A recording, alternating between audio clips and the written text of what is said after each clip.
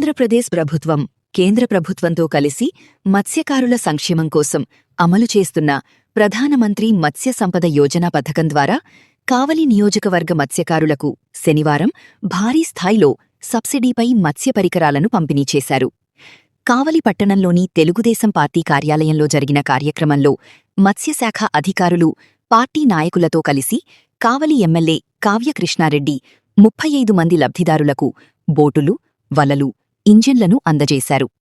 కావలి rural మండల పరిధిలోని తుమ్మలపెంట, అన్నగారిపాలెం, చెన్నాయిపాలెం గ్రామాలకు చెందిన మత్స్యకారులకు మొత్తం రూ.48,33,400 విలువైన పరికరాలను ఎమ్మెల్యే చేతుల మీదుగా పంపిణీ చేయడం జరిగింది.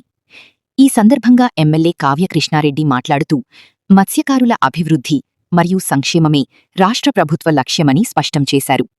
మత్స్యకారులు ఆర్థికంగా బలోపేతం కావడానికి ప్రభుత్వం నిరంతరం కృషి చేస్తోందని పేర్కొన్నారు.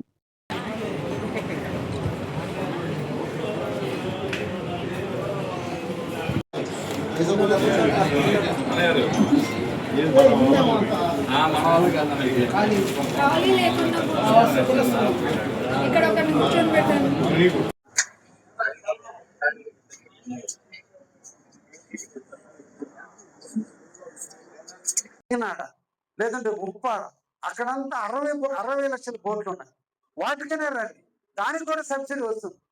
36 లక్షలు సబ్సిడీ వస్తుంది. 24 లక్షలు మీరు పెట్టుకోండి.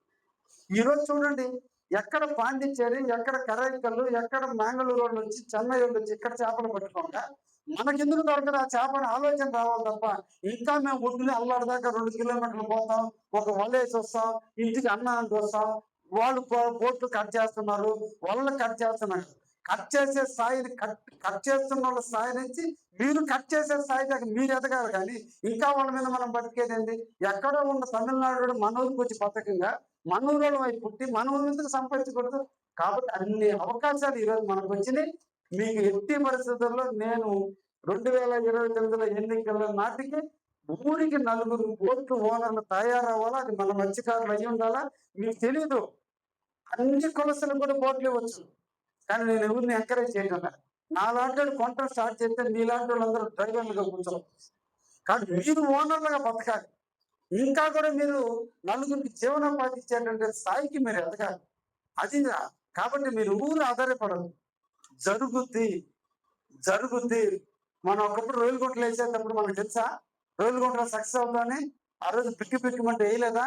100 సార్లు ఫెయిల్యూర్ కాలేదా? వదిలేమా? సక్సెస్ కాలేదా? ఈరోజు తుమ్మలపెంట ఏరియా కానించి ఈ రోజు మన ఏరియా అన్నగారిపాలెం, తుమ్మలపెంట, జబ్బులదిన్న ప్రాంతాల్లో ఒక ఎత్తు, కానీ అన్నగారిపాలెం, తుమ్మలపెంట ఏరియాలో ఎకరాకి 2 లక్షలు కూడా లీజుకి ఇచ్చే పరిస్థితికి వచ్చారు.